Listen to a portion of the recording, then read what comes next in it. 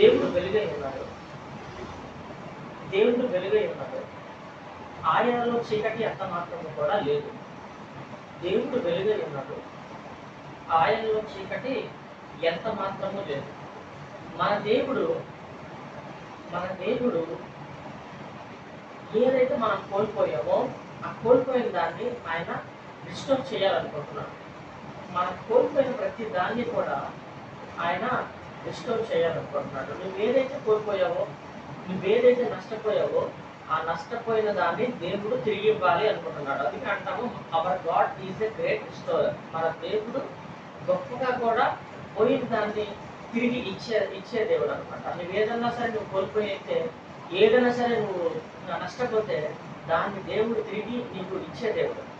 ఒకసారి కనుక మనం చూసుకుంటే కీర్తనలు 102వ అధ్యాయం 1వ అధ్యాయంలో ఏముంటుందంటే, నా కష్ట దినమున నాకు విముఖుడమై ఉండకము. నీ కష్ట దినమందు నాకు విముఖుడమై ఉండకము. ఎందుకంటే కష్టదినము వచ్చినప్పుడు దేవుడు మనకు విముఖుడై ఉంటే మనం ఏమైనా చేయగలమో ఏమి చేయగలం.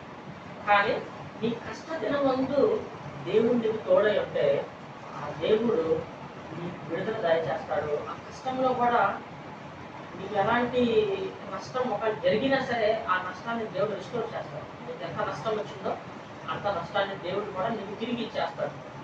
సో మన దేవుడు ఎలాంటి దేవుడు అంటే, ఆయన మన హృదయాన్ని తెలుసుకున్న దేవుడు. ఈ నోస్ యువర్ హార్ట్.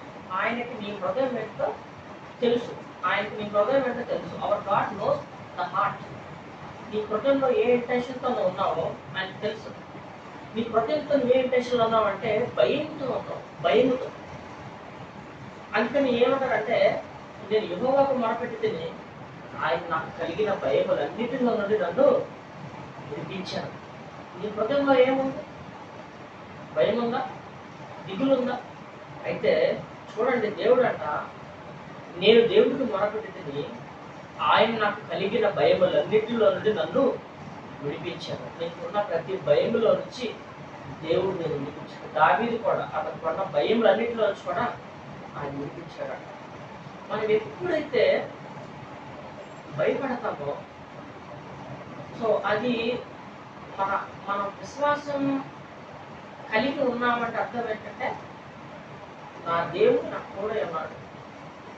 ఇదిగో దేవుడు చెప్పాడు కదా, నేను నీకు తోడై ఉన్నాను. నీ తల్లిని నువ్వు ఇచ్చిన, నీ తండ్రి నేను మర్చిన, నేను నీకు తోడై ఉన్నాను అని చెప్పేసి దేవుడు సెలవిస్తున్నాడు.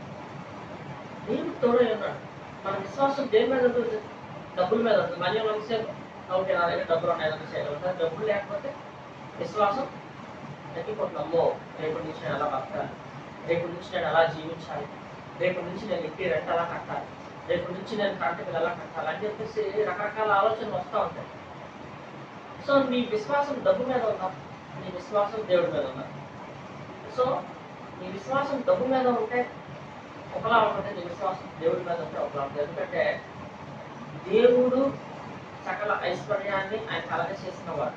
సమస్తము ఆయన లేకుండా ఏది కలగలేదు. వెండి నాదే, బంగారం నాదే, సమస్త ఐశ్వర్యం కూడా ఆయనే. నీ విశ్వాసం దేవుడి మీద ఉందా? నీ విశ్వాసం నువ్వు నమ్ముకున్న నీ జ్ఞానం మీద ఉందా? నువ్వు నమ్ముకున్న నీ డబ్బు మీద ఉందా? నువ్వు నమ్ముకున్న నీ యొక్క ఆరోగ్యం మీద ఉందా? చూడండి, దేవుడు ఒకటి చెప్తున్నాడు ఏంటంటే, విశ్వాసం లేనిది ఏదైతే ఉందో అది పాపం. నీకు విశ్వాసం లేదనుకో, అదే పాపం.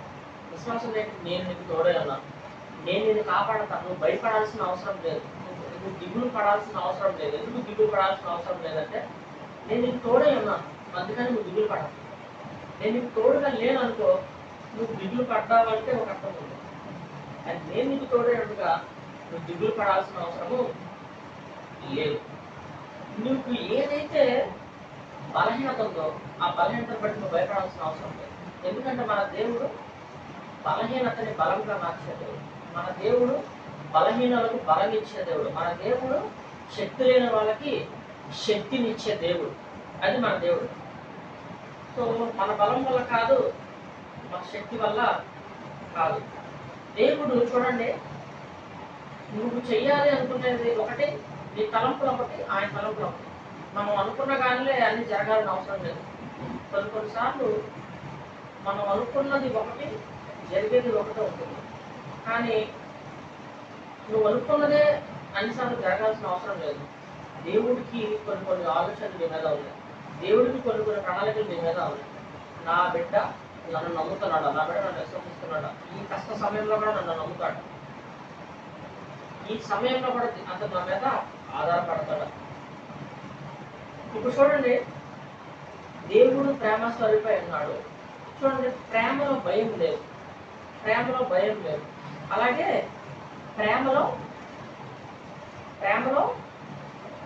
సో దాన్ని ఏమంటారు, భయం లేదు. ఎందుకంటే ప్రేమ మరణం కన్నా బలమైందంట. చూడండి, కీర్తన 105:4 ఏముందంటే, యెహోవాను వెదుకుడి, ఆయన బలముని వెదుకుడి, ఆయన సన్నిధిని నిత్యము వెదుకుడి. సంసోన్ అని చెప్పేసి ఒక ఆయన ఉన్నాడు, సంసోన్ అని చెప్పేసి. సో ఆయన బలం ఎక్కడ ఉందండి? ఆయన బలం ఆయన జుట్టులో ఉంది. ఎప్పుడైతే ఆయన జుట్టు, ఆయన ఎంట్రికలన్నీ కూడా కత్తిరిస్తారో ఆయన బలం అంతా పోతుంది. ఆయన బలం ఆయన జుట్టులో ఉంది. అడిగాడు, నీ బలం ఎందులో ఉంది, నీ బలం ఎంత ఉంది? సో చూడండి, the Joy of the lord is my strength అని చెప్పారు. అంటే యెహోవా యందు ఆనందించడం వల్ల మీరు బలము నొందుదురు. మన బలం ఎక్కడ ఉంది? సంసోను బలం జుట్టులో ఉంది. మన బలం ఎందులో ఉంది? మన బలం దేవుడిలో ఉంది. The Joy of the lord is our strength. మన బలము మన దేవుడి ఉంటుంది. మన బలము మన దేవుడే ఉన్నాడు. ఎందుకంటే ఆయన యందు నువ్వు విశ్వసించినప్పుడు ఆయన నిన్ను అన్నడు కూడా సిగ్గుపరచనివ్వడు. చూడండి, 105 కీర్తన 3 ఆయన పరిశుద్ధ నామమును బట్టి అతిశయించుడు. ఆయన పరిశుద్ధ నామం బట్టి అతిశయించు. ఆయన పరిశుద్ధ నామం బట్టి అతిశయించు. నీకున్న డబ్బు బట్టి, నీకున్న తెలివిని బట్టి, నీకున్న జ్ఞానాన్ని బట్టి అతిశయించావేమో. ఓకే, అతిశయం అనేది వస్తుంది. కొంచెం డబ్బు ఉన్నా, కొంచెం మందా ఉన్నా, కొంచెం ఏదన్నా సరే ప్రమోషన్లో ఉన్నా, కొంచెం నువ్వు ఉద్యోగంలో కానీ వ్యాపారంలో కానీ కొంచెం మంచి స్థాయిలో ఉన్నా సరే నీకు తెలియకుండానే కొంచెం అతిశయం వస్తుంది. కానీ ఏ దేవుణ్ణి కనుక నువ్వు వెతికితే, ఆయన్నే నీ అతిశయంగా చేసుకుంటే, సో ఆయనే నీకు అతిశయంగా ఎప్పుడైతే ఉంటాడో ఇంకా నీకు ఓటములు అనేది ఉండవు.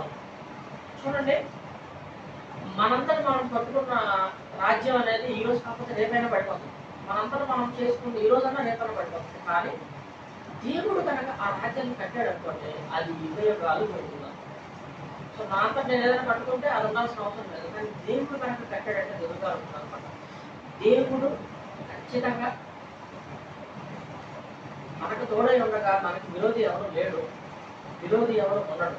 ఖచ్చితంగా దేవుడు ఈ రాత్రి నీ యొక్క దుఃఖాన్ని ఆయన తీసివేసి నీకు ఆనంద తైలంతో నేను అభిషేకించబోతున్నాడు.